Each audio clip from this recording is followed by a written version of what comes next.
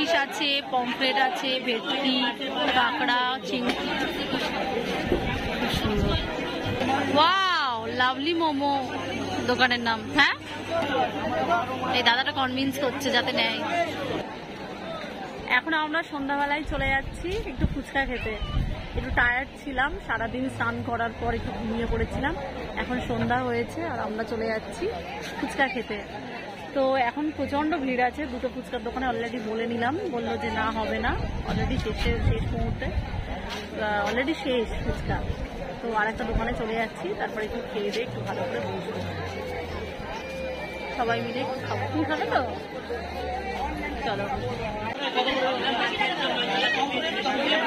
এই জেলিফিশ আছে, পমফ্রেট আছে, ভেটকি, কাঁকড়া, চিংড়ি, সব রকমের মাছ আছে এখানে।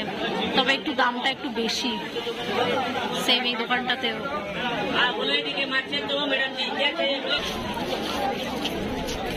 কি সুন্দর কাঠের সব শোপিস,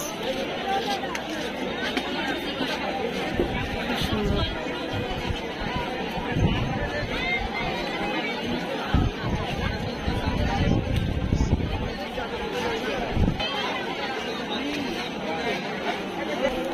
আছে তার সঙ্গে অনেক রকমের খাবার, বেশিরভাগ এখানে মিষ্টি জাতীয় খাবার পাওয়া যায়। ছোটবেলায় যখন আসতাম দীঘার খাবারের খুব ভক্ত ছিলাম। যেই দীঘায় আসতো বলতাম যে আমার জন্য একটু খাবার আনতে, কিন্তু এখন আর সেই সেই আগের মতো এটা নেই। আগের মতো সেই একটা অ্যাট্রাকশন নেই আর খাবারের প্রতি, কারণ সবই একঘেয়েমি হয়ে গেছে। এখন প্রতিটা খাবারই যেন মিষ্টি টাইপের।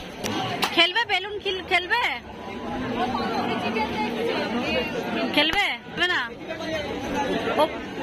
আর আগে ফুচকাইটাই খেয়ে নি, তারপরে খেলা বিষয়টা দেখা যাবে।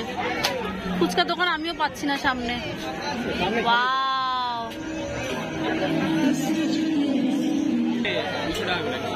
ওয়াও, আমার ফেভারিট জিনিস, আমার ফেভারিট জিনিস। চারটে 200 টাকা?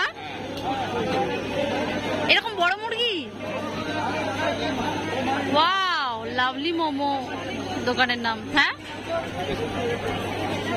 চলো রুমে নিয়ে গিয়ে খাওয়া যাবে।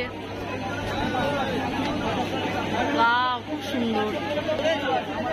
এই দাদাটা কনভিন্স করছে যাতে নেয়।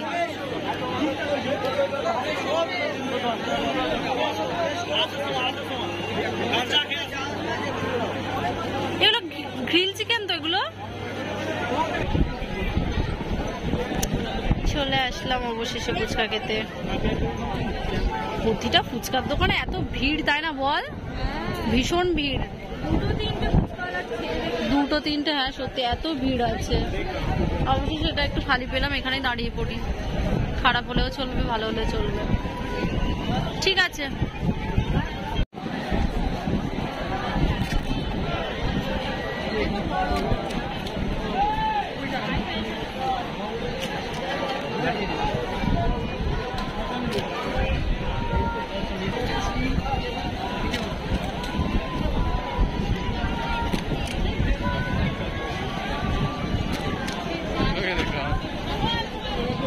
ফুচকা খাওয়ার পর একটু সি বিচে বসেছিলাম, তারপর চলে এসেছি ভাত খেতে।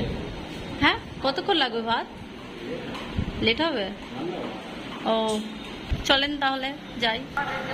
একটা হোটেলে জায়গা না পেয়ে আবার অন্য একটা হোটেলে চলে গেলাম। এখন এত ভিড়, জায়গাও পাওয়া যাচ্ছে না, আর হোটেলের রান্না সব শেষ হয়ে গেছে। ওই জন্য আবার আরেকটা হোটেলে চলে গেছিলাম খেতে। সেখান থেকে খেয়ে হোটেলে ফিরছিলাম। ফিরে ফেরার পথে আবার এখানে একটা পুজো হচ্ছে দেখছি, সেখানে হচ্ছে। এখানে এই যে পুজো হচ্ছে, পুজোটা একটু দেখে আসছি। পুজো বলতে প্যান্ডেল আছে, সুন্দর একটা প্যান্ডেল দূর থেকে দেখতে পাচ্ছি। তো ভাবলাম খাওয়া দাওয়ার পর একটু হাঁটি, হেঁটে একটু দেখে আসি প্যান্ডেলটা কেমন করেছে। তারপরে একদম রুমে গিয়ে দেখে রেস্ট করে আছে, কারণ কালকে সকালে তো আবার বেরোতে হবে। হ্যাঁ, এখন ট্রেনের টিকিটও কনফার্ম হয়নি, তো জানি না কি হবে, রাত্রের মধ্যে কনফার্ম হবে কিনা। কনফার্ম না হলে আবার বাসে যেতে হবে।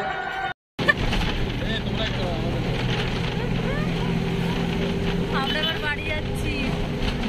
বিধ্বস্ত অবস্থা, সব ট্যান করে একদম কালো হয়ে গেছি। মনও তো দেখো। বেশি অবস্থা খারাপ, এই যে ওর তো আরো অবস্থা খারাপ। এখন কেউ এসো না দীঘায়, এখন কেউ এসো না, প্রচণ্ড গরম। আর 4 ডবল টাকা নিচ্ছে, ঠিক আছে, হোটেল 4 ডবল টাকা নিচ্ছে এখন। আর একটা সপ্তাহ বা 10 দিন পরে আসলে হয়তো নর্মাল থাকবে আগের মতোই, কিন্তু এখন কেউ এসো না। যাই হোক, আমরা সকাল 8:10-এর এই যে বাসটা ধরলাম, ধরে এখন বাড়ি যাচ্ছি। বাড়ি গিয়ে যাই না ঠিক থাকতে পারবো কিনা, তাই না বল? তো চলো, আজকের মতো টাটা। আর কথা বলার এনার্জিটা একদম নেই। হ্যাঁ, চলো টাটা।